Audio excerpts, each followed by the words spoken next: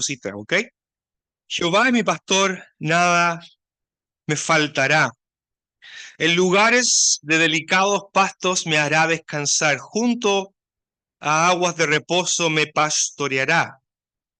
Confortará mi alma, me guiará por sendas de justicia, por amor de su nombre. Aunque ande en valle de sombra de muerte, no temeré mal alguno, que tú estarás conmigo. Tu vara y tu cayado me infundirán aliento. Aderezas mesa delante de mí, en presencia de mis angustiadores. Unges mi cabeza con aceite, mi copa está rebosando. Ciertamente, el bien y la misericordia me seguirán todos los días de mi vida, y en la casa de Jehová, en la casa de Yahvé, moraré por largos días.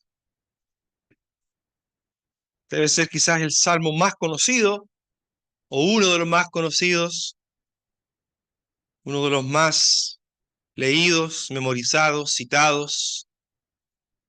Y es porque es un salmo hermoso, un salmo que calza en cualquier circunstancia de nuestra vida. La imagen de un pastor y de una oveja que necesita del cuidado y la protección de un pastor nos hace sentirnos, nos ayuda a identificarnos con el tema que se trata, que obviamente la ovejita es un animal vulnerable que necesita de la protección y del cuidado de un pastor. Este salmo, ya entrando un poquito ya en tema, tiene un pequeño detalle que quizá ustedes se han dado cuenta al leerlo. No sé si alguien se anima a decir cuál es el detalle que hay en este salmo y que tiene que ver con la metáfora que se ocupa en estos 6 versículos. ¿Cuál es una de las cosas que a lo mejor a ustedes le ha llamado la atención? Si es que se animan. Bueno, básicamente es que el salmo parte con una imagen muy pastoril, ¿verdad? Pero termina en una casa, ¿verdad? Termina o en un palacio. De tal manera que la metáfora en algún momento como que cambia, ¿verdad? En algún momento ya uno ya no es oveja y está sentado uno a la mesa en el versículo 5 y termina en la casa de Yahvé por largos días. Y entonces hay, ¿verdad? Hay cierta discusión, conversación entre los eruditos de qué exactamente el salmista estaba hablando, cuál es hasta qué punto, ¿verdad? La metáfora de pastor y oveja persiste a través del salmo, si es que hay un cambio en la metáfora o no. Por otra parte, lo que históricamente muchas veces hemos visto es que el enfoque que muchas veces se le da a este salmo es exclusivamente agropecuario o ganadero, ¿verdad? Eh, tomando como única metáfora el pastor y la oveja.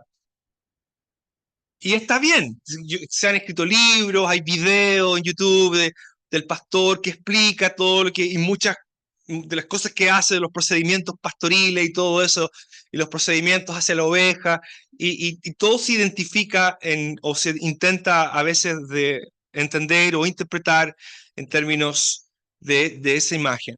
En esta mañana quisiera invitarlos a considerar otra manera de leer el Salmo, no que la imagen de pastor y oveja esté mal, pero me gustaría entregarle algunos detalles, antecedentes de qué entendería el lector, ¿verdad? ¿Qué entendería el lector de este tiempo, de esta época, en su cultura, en su tiempo? ¿Qué entendería un lector o alguien que está escuchando este salmo en el contexto del antiguo cercano oriente, especialmente en Israel? Una de las cosas que hace difícil es la interpretación del Salmo, que no sabemos exactamente cuál es el contexto, cuáles son las circunstancias que llevan al salmista a escribir este Salmo. Uno, por lo que lee, uno entiende que hay ciertas, quizás, dificultades que el autor ha enfrentado o quizás esté por enfrentar. Así que no es fácil saber, pero eso no quita que obviamente el Salmo tenga riqueza y belleza y consuelo, como ya lo hemos visto. Esto es un salmo conocido, hay bastante consenso de que esto podría ser considerado un salmo de confianza. Hay varios tipos de salmos, salmos de lamento, hay salmos de alabanza, hay salmos reales, hay salmos varios, hay muchos tipos de salmos. Los salmos de lamento quizás son los más comunes, pero este es un salmo de confianza. Básicamente no hay petición aquí en este salmo. Son todas expresiones de no solamente confianza, sino de una, diríamos, confianza a toda prueba que el autor está describiendo. El autor generalmente es David, aunque a veces no necesariamente el autor tiene que ser David. La manera en que se escribe el salmo, ¿verdad? Salmo de David, en hebreo la expresión de para indicar posesión de algo, también puede indicar objeto indirecto, un salmo para David, o también puede ser que alguien escriba usando a David como una especie de seudónimo, ¿verdad? Usando la figura de David como una figura prominente dentro de la teología de Israel, obviamente, del Antiguo Testamento, una figura prominente, como en el caso de los proverbios de Salomón, ¿verdad? Se llaman los proverbios de Salomón, aunque no todos los proverbios son de Salomón, pero se aglutinan o se incluyen bajo la figura prominente de Salomón como, por supuesto, un ejemplo, una figura central de lo que es la literatura de sabiduría. Lo mismo que el libro de Eclesiastés. Si ustedes me preguntan a mí, yo creo que Salomón no escribió Eclesiastés, pero si usted está de acuerdo conmigo o no, no importa. Me parece que la figura es similar aquí, pero el punto es que David pudo bien haber sido el autor. Eh, Me da la sensación de que podría ser un salmo, casi como un salmo también de peregrinaje, como los que encontramos hacia el final del libro de los salmos, porque efectivamente hay una trayectoria, ¿verdad? Hay una trayectoria del salmo que comienza con la idea, con la figura de la guía y protección del Señor, que termina esa trayectoria en la casa de Yahvé. Generalmente, cuando yo era niño, en la casa de Jehová, o más joven, para mí la casa de Jehová era el cielo, ¿verdad? Y termina en el cielo. Pero la verdad es que la expresión casa de Yahvé en el Antiguo Testamento nunca se refiere al cielo. Siempre se refiere ¿a qué? ¿A qué? ¿A qué se refiere la casa de Yahvé en el Antiguo Testamento? La casa de Jehová. El templo, es el templo. Tabernáculo primero, luego el templo. Es el templo lo que debería uno entender. Ahora, ¿cuál es el matiz, este lente que quisiera invitarles a considerar? Básicamente que la idea del pastor, aunque es real y probablemente presente en el Salmo, cuando alguien escuchaba, y especialmente voy a usar la palabra Dios con minúscula, no refiriéndome al Señor, ¿verdad? Hay muchísimos escritos paralelos, de literatura paralela, refiriéndose a dioses con minúscula y a reyes donde ellos eran también considerados, se consideraban a sí mismos como pastor. El pastor era un título un título o una idea que se asociaba con los reyes. Un rey se consideraba a sí mismo un pastor. Su función era cuidar, proteger al pueblo, ¿verdad? Eso es lo que un pastor hacía. Y hay ideas bastantes, ¿verdad? En el Salmo 95 se habla del Señor como un pastor de Israel. En el mismo Salmo es un salmo de realeza, es un salmo que habla del Señor cual rey, él pastorea a su pueblo. En Ezequiel 34 hay otra referencia al Señor como soberano de Israel que los pastorea de manera eficiente y noble, no como los falsos y malos pastores que describe el profeta Ezequiel. Hay bastante lenguaje en el Salmo que se asocia con la idea de realeza también. Así que creo que una manera de poder leer el Salmo no es solamente teniendo la idea de un pastor, sino más bien la idea del Señor cual rey. El rey que pastorea, que cuida y protege a su pueblo. Y esa es la razón de la confianza por la que sustenta, o esa es la razón que da confianza a quien escribe este salmo. De tal manera que cuando el salmista dice, Yahvé es mi pastor, bien podría uno leer, Yahvé es mi rey. Él es mi rey, nada me falta. Hay varios verbos que en la Reina Valera están traducidos en tiempo futuro. No necesariamente tiene que ser así, pero el Salmo abre con esta declaración. Son muy pocos los salmos, creo que son 3 más, que abren describiendo a Yahvé siendo algo. Por ejemplo, y son todos salmos de realeza. Creo que es el Salmo 93, donde están esos salmos llamados de realeza. Salmo 93 dice, Yahvé reina. Ahora, algunos lo traducen como un verbo, pero bien el texto consonántico, ¿verdad? Sin las vocales, como se escribió en su momento el texto hebreo, bien podría decir, Yahvé es rey. No hay verbo en esta primera cláusula, es una cláusula sin verbo. De tal manera que uno lee, Yahvé es mi pastor, el es no está. Uno lo suple, ¿verdad? Incluso un erudito lo traducía de esta manera, Yahvé, mi pastor, como una exclamación, ¿verdad? O Yahvé, mi rey. Como decía, son muy poquitos los salmos que abren con una declaración atributiva, atribuyéndole algo al Señor. Yahvé es rey. Yahvé es mi pastor. Yahvé es mi rey. Vamos a ir viendo algunas de las cositas que aparecen aquí. Como decía al principio, este es un salmo que habla de la total y absoluta confianza que el creyente, el temeroso del Señor, así se les llamaba a los creyentes del Antiguo Testamento. Cada vez que vemos esa expresión en el Antiguo Testamento que temían al Señor, me parece que es una referencia a que era un creyente en el Dios de Israel, ¿verdad? Yahvé es mi pastor, nada me falta, nada me falta. No, el vocablo faltar significa que algo escasee. Hay, paréntesis aquí, hay interesante vocabulario que hace eco a la experiencia de Israel en el desierto, ¿verdad?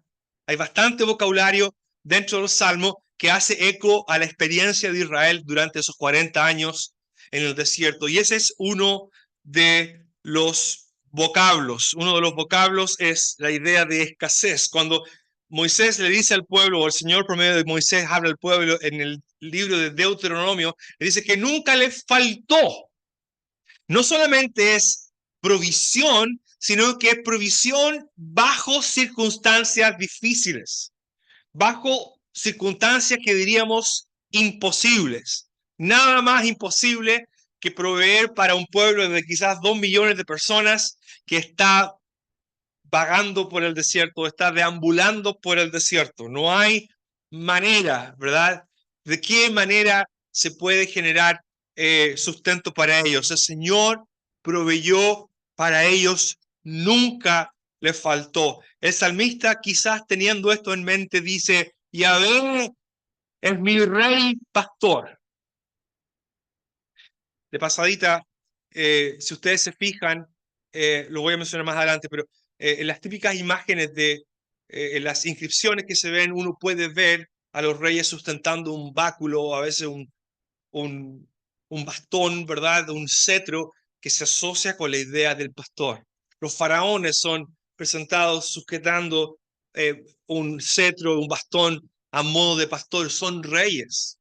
pero al mismo tiempo se ven a sí mismos como pastores. Se lo menciono ahora antes que me olvide. El código de Hammurabi, si alguna vez se acuerda de lo que aprendió en el colegio, del código de Hammurabi, uno de los documentos legales más antiguos que existen, el rey se llama Hammurabi. Al final casi del código de Hammurabi, él habla de cómo él, cual rey, ha provisto de abundante pasto para su pueblo. Esa es la imagen, ¿ok?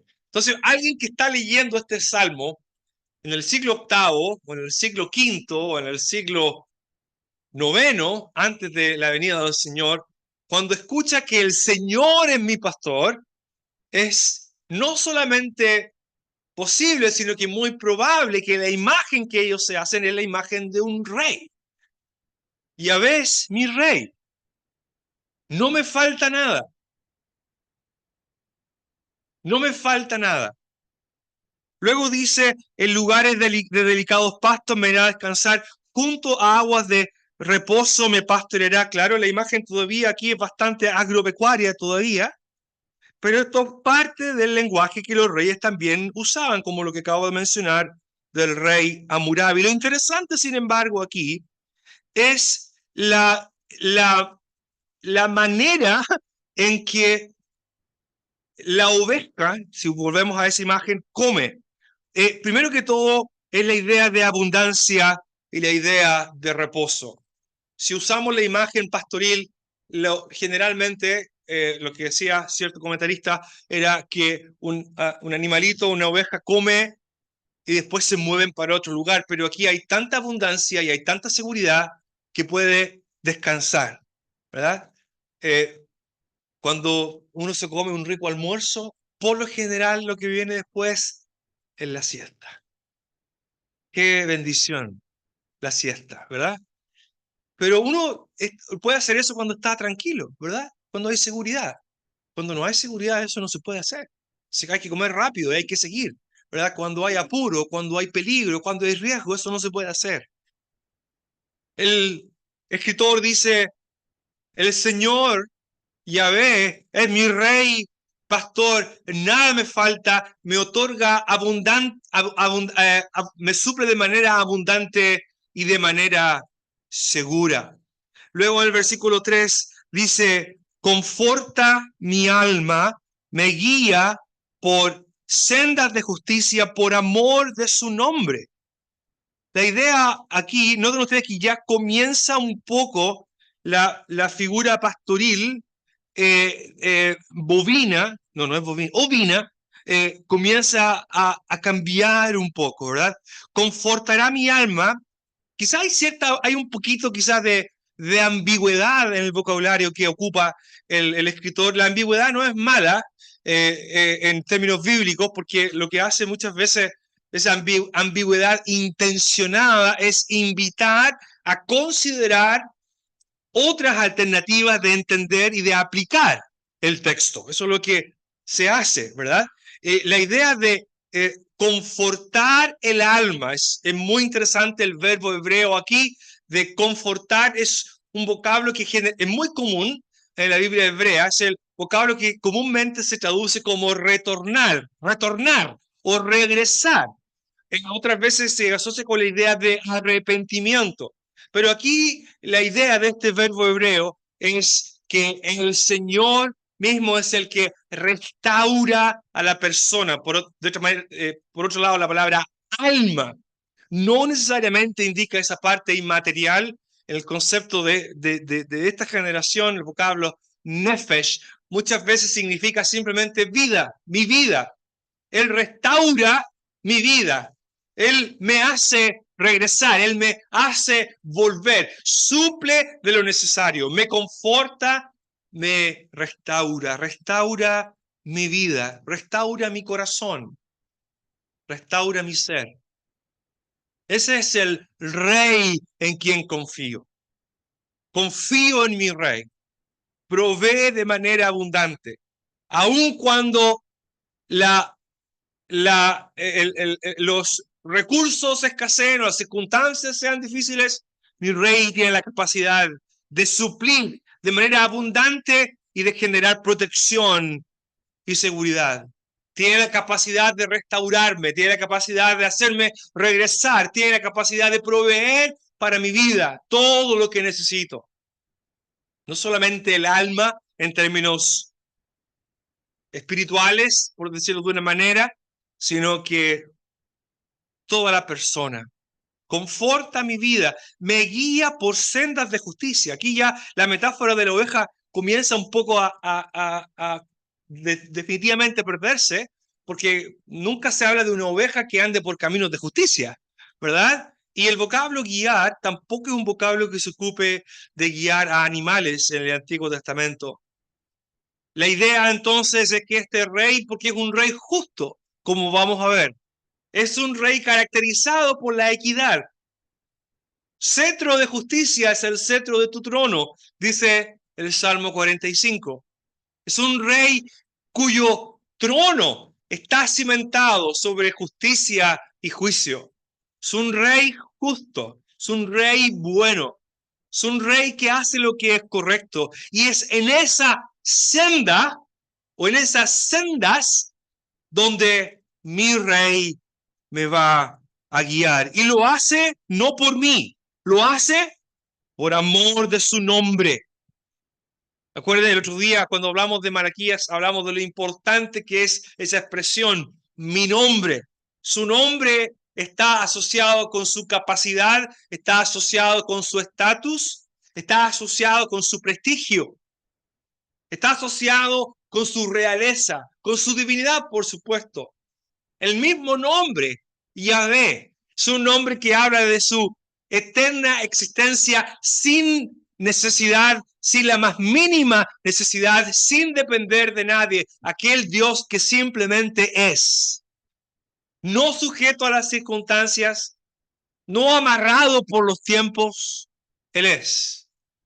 Y el salmista dice, Él es mi pastor y Él me guía, Él es el que me guía por estos caminos, estas sendas de rectitud, y lo hace por amor de su nombre, lo hace por su nombre. La palabra amor no necesariamente es una traducción aquí, simplemente es por causa de su nombre. Es decir, lo que Él hace y por donde Él me guía va a estar en consonancia con el carácter que es expresado en su nombre. No va a guiarme, ni va a llevarme, ni va a menos obligarme a hacer algo que va a poner en riesgo la grandeza y el prestigio de su santo nombre. Ese es el pastor que el autor tiene en mente. Yahvé es mi rey pastor. Nada me falta. Me provee de manera abundante, tan abundante que me es posible descansar, seguir comiendo si necesito. Junto a aguas de reposo me cuida. El agua muchas veces en el Antiguo Testamento es sinónimo de caos, pero nuestro rey, el pastor rey, está por encima de esas cosas. Tiene capacidad para confortar mi ser, restaurar mi ser, mi persona, de guiarme por el camino correcto, por sendas de rectitud, por causa de su gran nombre. En el versículo 4 hay un pequeño cambio.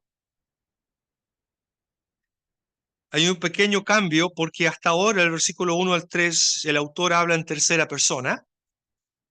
Versículos 4 y 5 se va ahora a dirigir al Señor en segunda persona, directamente al Señor. Y es muy interesante el versículo 4. Generalmente este es un salmo que se asocia con, ¿verdad? Cuando alguien está como por morirse, entonces le leen este salmo, ¿verdad? Pero no hay que esperar para ese momento porque uno lo podemos leer todos los días, ¿verdad?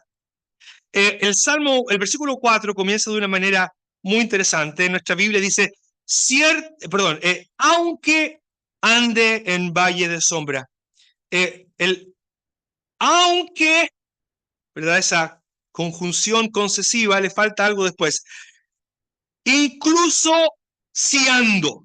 Creo que eso es una traducción mejor. Incluso si ando, o incluso cuando ando, cuando camine, incluso cuando camine en valle de sombra de muerte, La palabra muerte es una palabra compuesta donde está metida la palabra muerte aquí, pero no siempre ni necesariamente indica riesgo de morir. Probablemente el vocablo indica simplemente riesgo, peligro. Lo interesante del cambio en primera persona aquí, cuando él dice incluso una posible lectura, me gusta. Ahora, que me guste no es importante, lo importante es que sea consecuente con el texto, pero es posible, ¿verdad? Una posible lectura podría ser así. Incluso si llego a meterme en problemas, ¿ok? Sugiriendo que en algún momento el creyente, en este caso el autor del Salmo, o cualquier seguidor del Señor, puede ser que en algún momento se aleje, vaya por donde no tiene que ir. No sé cuántos de ustedes le ha pasado eso alguna vez.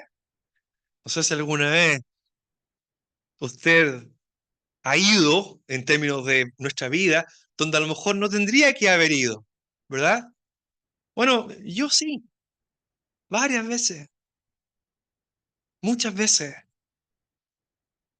Y el salmista dice, incluso si llego a andar en un lugar de riesgo, ya sea porque... ¿Y por qué es importante la idea de que la persona de alguna manera se aleja? Es porque hasta ahora el salmista ha confesado absoluta confianza en la guía del rey, ¿verdad? Tú me guías, tú me estás guiando por senda de justicia. Y si yo llego a meter la pata, ya me estoy chilenizando el mensaje, ya lo estoy chilenizando en nuestro contexto, ¿verdad? Si llego a meter la pata, ¿verdad? Si llego a ir donde no tendría que haber ido, el salmista dice, no tendré temor de mal. La palabra mal no siempre, a veces mal, es una palabra muy amplia, muy amplia. La palabra ra. Y ra tiene un campo semántico muy, muy extenso. Muchas veces puede significar algo simplemente malo, pero también puede significar algo como maldad, ¿verdad? Alguien que hace una maldad, algo que es malvado. Tiene un amplio campo de uso. Su contraste, su antónimo, lo vamos a ver un poquito más abajo en la palabra bien. Tov. Lo vamos a ver en un segundo. Pero el salmista dice, aunque incluso si llego a andar en esa clase de situación, no temeré de ese mal o de eso malo. ¿Por qué? Porque tú estás conmigo. Porque tú estás conmigo. Eh, Otra vez, esto es una cláusula que no tiene verbo, simplemente dice, porque tú conmigo. En muchos casos, cuando en hebreo la cláusula no lleva verbo, lo más lógico es simplemente suplirlo con un verbo en tiempo presente, no necesariamente futuro. Incluso si llego a estar en una circunstancia difícil, no temeré lo malo, porque tú estás conmigo. Tú estás conmigo. Y de esta manera, el autor está reconociendo que este es un rey que no solamente lo cuida, lo protege, suple, conforta, lo guía por el lugar correcto, sino que incluso en aquellas circunstancias difíciles, ya sea porque yo me metí ahí o ya sea porque esas circunstancias me rodearon de alguna manera, de manera involuntaria, el salmista dice, tú estás conmigo. Y eso es al fin y al cabo lo que importa. Eso es lo que importa. Lo que importa es que el Señor está con los suyos, no importando qué. Las circunstancias no son una medición de la presencia del Señor en la vida del creyente. El hecho de que enfrentemos circunstancias difíciles no quiere decir que el Señor no esté. Y el hecho de que estemos pasando por momentos de mucha bendición, como le llamamos a veces, no necesariamente implica una superaprobación divina. Eso más bien se parece a una teología errónea del Antiguo Testamento, ¿verdad? Un poquito de la teología de la retribución. Como Dios, como me va bien, quiere decir que Dios me está bendiciendo. Como me está yendo mal, seguramente dice algo y el Señor me está castigando. Eso no necesariamente es así. Si no, pregúntele a quién. ¿Ah? A Job. Pregúntele a Job. Las circunstancias, hay un himno que me encanta, que dice, hace tiempo que no lo canto, lo cantamos después del almuerzo, pero dice, no juzguéis por los sentidos los designios del Señor, si parece que las pruebas contradicen su amor. El salmista dice, incluso si llego a estar en esa circunstancia, si incluso llego a estar en ese momento, tú estás conmigo, tu vara y tu callado me infunden aliento, tu vara y tu callado me consuelan, me confortan. Ahora, yo no sé cuánto les confortaba a ustedes, pero bueno, yo no lo viví. Quizás algunos, pero sí me acuerdo, voy a mencionar a un hermano que no es de aquí, que me mencionaba que su mamá, cuando, mucho mayor que yo, más viejito, eh, que cuando él era niño, la mamá lo perseguía con la vara de membrillo. Quizás algunos de ustedes lo experimentaron. Yo un par de veces experimenté el cinturón de mi papá, pero un par de veces no. Creo que dos o tres. Quizás mi papá me pueda corregir. Pero la vara de membrillo no infunde aliento. No sé si a usted le infundía aliento cuando la mamá sacaba la chancleta. ¿Tu chancleta y tu cinturón me infundirán aliento? Claramente no. Es más bien temor. Interesante, los vocablos que ocupa aquí son vocablos asociados no necesariamente con un pastor. La palabra vara, la palabra vara que aparece aquí, ¿dónde está? Aquí está. La palabra vara es la palabra que se traduce cetro en el Salmo 45, ya lo mencioné, cetro. El vocablo es cetro. Cetro de justicia es el cetro de tu reino, de tu trono. Y la palabra vara es un vocablo que se traduce, que aparece unas 11 veces solamente en el Antiguo Testamento. La segunda palabra, callado, ¿verdad? El callado es un báculo, eso es lo que es un báculo. Se asocia con gobierno. No aparece muchas veces en el libro de Números, se habla del legislador. En el capítulo 21 hay un ejemplo de los pocos que hay, pero en el libro de Números se menciona el uso de este segundo vocablo, báculo, asociado con un legislador. Es un poema, en Números 21, lo voy a mencionar simplemente, 21-18, ustedes lo pueden confirmar después.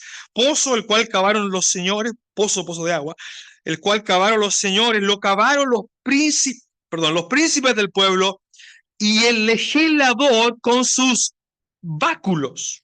El báculo está asociado al legislador. En Génesis, no, en el libro de Jueces, cuando el papá de Sansón, que se llamaba Manoa, muy bien, el ángel de Yahvé, el Melech Adonai, con su báculo, ¿se acuerdan lo que hizo? Enciende la ofrenda o el altar. Pocas veces aparece ese vocablo y en un par de ocasiones la palabra báculo se asocia porque se asocia con la idea de apoyo. Por tanto, en pocas ocasiones se asocia con gente de edad que tiene que usar un báculo para caminar, ¿verdad? Pero el báculo es más bien un símbolo de poder y de autoridad. El cetro es un símbolo de realeza y de gobierno. Cetro de justicia es el cetro de tu trono, es el cetro de tu reino. Tu cetro y tu báculo me confortan. ¿Por qué? Porque tú eres rey, porque tú eres justo, porque tú tienes el control. Por eso me infunden aliento, no miedo. Me infunden aliento No es el elemento de por sí lo que conforta, es el aliento procede de lo que representa. Es el rey, justo y bueno, poderoso, que me guía, que me conforta, que me sustenta. El versículo 8 dice: preparas mesa delante de mí en presencia de mis angustiadores, unges mi cabeza con aceite, mi copa está rebosando. Voy a ir un poquito rápido por aquí. La idea de preparar mesa es muy interesante. Generalmente mesa, refiriéndose al Señor, se refiere a dos cosas. Se refiere o al altar o se refiere a la mesa que estaba en el tabernáculo. Esa mesa estaba delante. Me parece que el peregrinaje de este creyente está describiendo su peregrinaje no solamente de vida, sino probablemente quizás su peregrinaje a Jerusalén, donde los que iban tenían la posibilidad de, esto uno lo ve en el libro de Samuel, cuando la familia de Elcana va y comen. Hay una expresión muy bonita en hebreo, Lifnei Adonai, Lifnei Yahweh, delante de la presencia del Señor, en presencia del Señor. Algunos de los sacrificios estaban diseñados para que el oferente comiera, por decirlo de una manera, en la presencia del Señor, delante de Él, en un cierto lugar del tabernáculo. La imagen aquí, sin embargo, que también se asocia con la idea de un palacio. Preparas una mesa delante de mí, delante de mis angustiadores. ¿No sabemos quiénes son estos angustiadores? Algunos traducen enemigos. No voy a hablar mucho de esto aquí, pero esto es lo interesante. En este salmo nunca se ve al salmista como en otros salmos, ¿verdad? En otros salmos, el salmista dice: dichosos los que azotan a los niños contra la peña, ¿verdad? Esos son los salmos de lamento, los salmos imprecatorios, donde se ora al Señor. Son muy emocionales estos salmos y piden al Señor que se vengue por ellos de sus enemigos. Pero aquí no hay nada. Aquí el solo testimonio de estar en la presencia del Señor es que se llegó donde Él quería llegar, a pesar de. Tengo que terminar. Unge mi cabeza con aceite, mi copa está rebosando. Lo interesante aquí que el vocablo ungir no está, es un vocablo que se asocia con la idea de engordar. Y probablemente aquí la idea se asocia más con abundancia que la idea de ungir la cabeza. Versículo 6. Ciertamente, lo bueno o el bien y la misericordia me seguirán. El vocablo seguir no refleja bien lo que el vocablo hebreo expresa.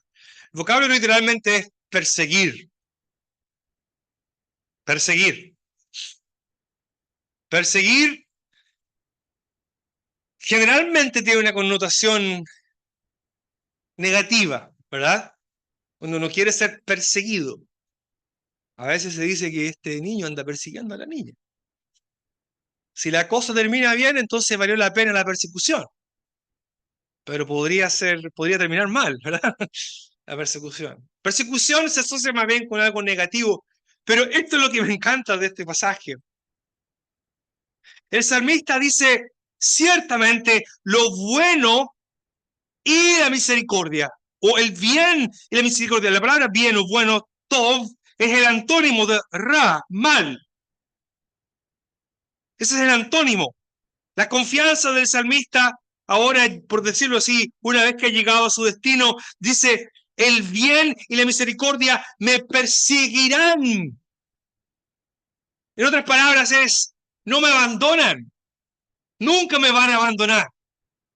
Si el mal me acecha, puedo tener seguridad de que el bien y la Gesed de Dios, la misericordia de Dios, la lealtad de Dios, el amor de Dios, la compasión de Dios, todos esos son sinónimos para la palabra Gesed. Lo bueno, Tov, y la misericordia o el amor, la fidelidad, me van a perseguir. Bendita persecución. Porque si mis angustiadores me persiguen, si estoy en un valle de sombra de muerte, puedo recordar que la misericordia y el bien me vienen persiguiendo también, vienen detrás mío. No me van a abandonar. ¿Hasta cuándo? Hasta que llegue a la casa de Yahvé. Y en la casa de Yahvé, la palabra eh, morar, bueno, realmente el texto dice así, dice algo así, dice, y literalmente dice así, eh, después de la expresión todos los días de mi vida, el texto dice algo así, y regresaré. Ese es el texto, el verbo. El mismo verbo, shuv, es el mismo verbo que aparece en el versículo 3, confortará mi alma o restaurar. Es el mismo verbo, conjugado de una manera diferente, pero es el mismo verbo. Interesante. Él confortará o él me hará retornar o él me hará, él restaurará mi alma. Y en el versículo 6 dice, y retornaré, regresaré a la casa de Yahvé por largos días. Así está el texto masorético. La Septuaginta agrega la idea de morar en la casa de, pero el texto masorético, el texto hebreo, dice, y retornaré, volveré. Eso es lo que siempre tuvo en mente. Para el creyente del Antiguo Testamento, estar en el templo era lo máximo. Él es donde quería estar, ¿verdad? Mejor es un día en tu atrio, en tus atrios, que 1000 fuera de ellos. Los que amaban al Señor amaban estar ahí. Ser privado de estar ahí era lo peor que les podía pasar. Este salmista habla de su confianza, de que su rey lo guía, su rey lo pastorea, de que el bien de Dios y la misericordia de Dios son los, iba a decir, guardaespaldas suena mejor, los guardaespaldas. Le persiguen, no lo abandonan nunca, hasta que llega a la casa de Yahvé. Es un salmo que evoca y despliega confianza en su rey. Su rey lo pastorea, lo cuida, lo protege, le suple, provee de todo lo necesario hasta que llegue donde tiene que llegar. Obviamente, como decía al principio, no es, creo yo, una referencia al cielo, simplemente creo que es una referencia a su anhelo de estar en la presencia de Dios en el templo. Y hay muchos salmos que hablan, el Salmo 42 dice, como el siervo brama por las corrientes de las aguas, así clama por ti, oh Dios, el alma mía. Mi alma tiene sed de Dios, del Dios vivo. ¿Cuándo vendré y me presentaré delante de Dios? Fueron mis lágrimas mi pan de día y de noche mientras me decían todos los días, ¿dónde está tu Dios? Me acuerdo de estas cosas y derramo mi alma dentro de mí, de cómo yo fui con la multitud y la conduje hasta la casa de Dios. Ahí es donde quiere estar, ahí es donde quiere llegar. Es un creyente que anhela por la presencia de Dios, que quiere estar en la presencia de Dios y está consciente de que de llegar ahí, llegar a la presencia de Dios, muchas veces va a implicar una jornadas difíciles, problemas, circunstancias adversas. Termino con una interesante observación, porque es muy interesante notar em, la palabra para faltar, que está al principio de la oración, ¿verdad? Nada me faltará. El vocablo hebreo es muy, muy parecido, se escribe prácticamente igual que la palabra misericordia. La única diferencia es al final, tienen las mismas, las dos primeras consonantes son iguales, tiene una Het, Samech, y la última letra, la última consonante, en la palabra faltar es una R, que se escribe así, y misericordia es Gesed, que es una D que se escribe así, pero con un cachito aquí arriba. No sé si lo vieron, ¿lo vieron? Debía haberlo mostrado, pero no lo hice. Son muy, muy parecidas las palabras. Me parece que hay ahí una asociación que hace desde el punto de vista literario y que invita a comparar. El Salmo comienza diciendo, Yahvé es mi rey, nada me falta. Y al final dirá la Gesed, la misericordia, el bien y el Gesed de Dios me perseguirán todos los días de mi vida. Que el Señor nos ayude, que este salmo nos aliente, que leerlo de esta manera, considerando estas cosas, nos invite a recordar que el Señor es no solamente nuestro pastor, nuestro gran rey, que nos guía, nos cuida, nos protege, provee hasta que podamos llegar donde tenemos que llegar. Señor, bendiga su palabra.